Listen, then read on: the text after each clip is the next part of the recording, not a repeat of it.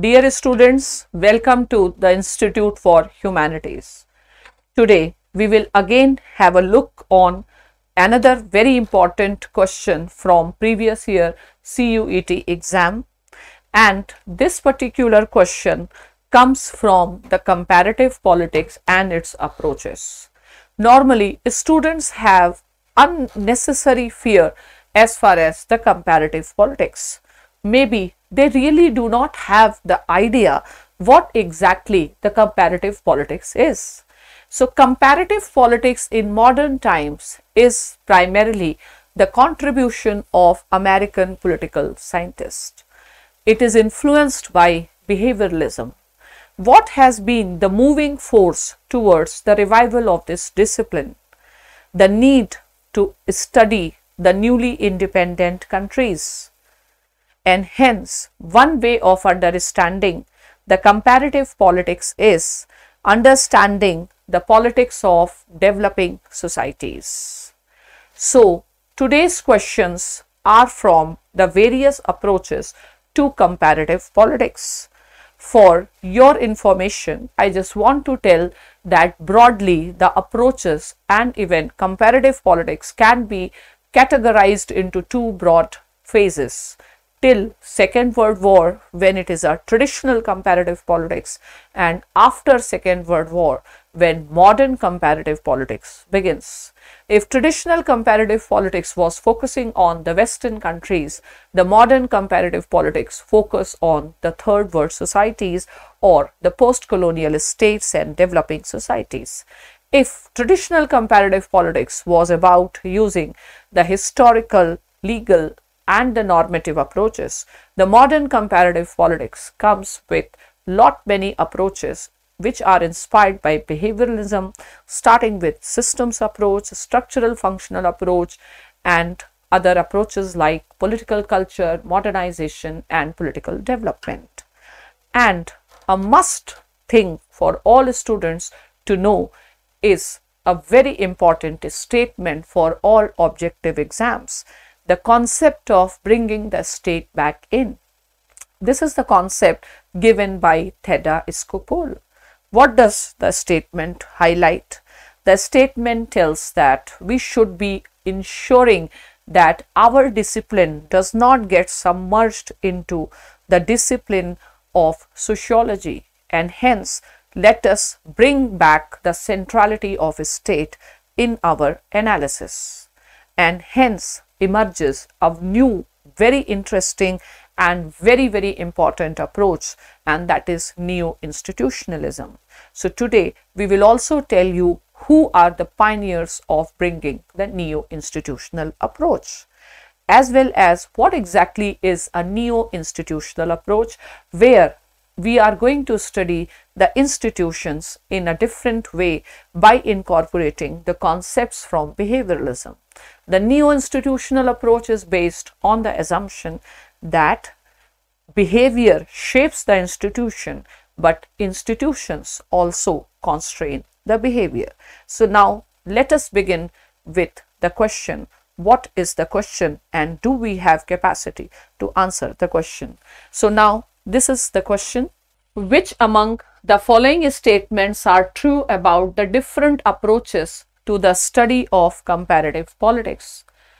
First, institutional analysis examine the functioning of and relationship between institutions in a given movement. Yes, and you should know that institutional approach has been a very predominant approach in the traditional comparative politics.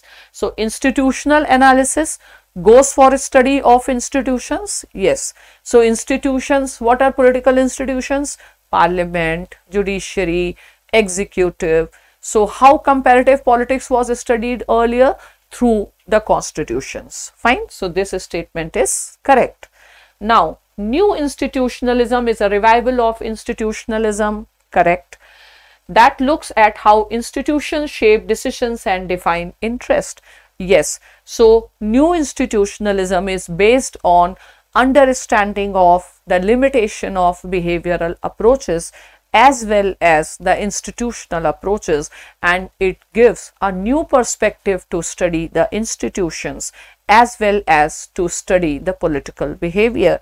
And as I was mentioning, new institutionalism is inspired by Theda Skopol's call for bringing the state back in. So this statement is also correct.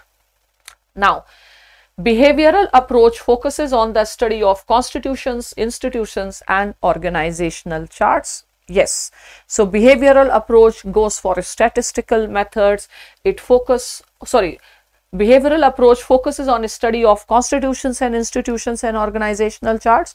No, because it takes the study of political science actually away from the constitution, from institutions to system, from constitutions to structural functional approaches. So C is not correct.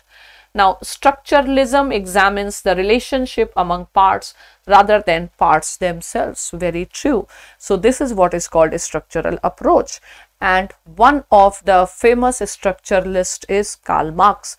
I hope you remember that when Karl Marx studied or gave his views on the state, he has not just studied the state, he has studied the entire social structure by dividing the social structure into the base and superstructure. Fine. So structuralism examines the relationship among parts rather than parts themselves. Correct, because the easiest way is to remember Marx base and superstructure model. Now, the rational choice approach explains political action through statistical generalizations rather than interest of actors. No, on the contrary, rational choice school deals with the interest of the actors.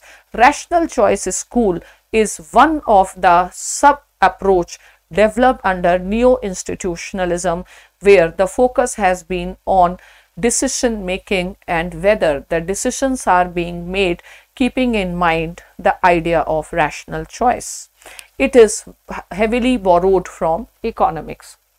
Okay, so if we talk about a statistical generalization, so statistical generalization is a feature of sociological approach developed in Neo-Institutionalism.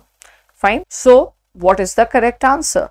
The correct answer is A, the correct answer is B, and the correct answer is D.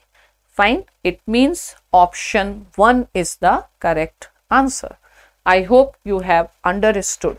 Now let us see if we can provide some information to you further. Yes. So because normally students find it difficult, the institutional approach, so we have given you some key points. Neo-institutionalism, they study how structures are shaped by norms and culture.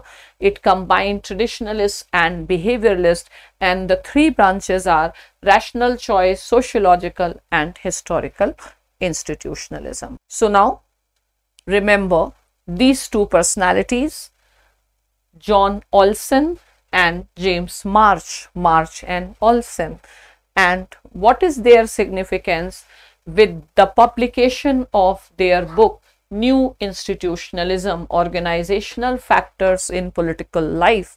First major text of institutional approach emerges. So be it CUET, be it JRF, they can always ask the question on these two personalities. So I hope this discussion is building your base. Thank you.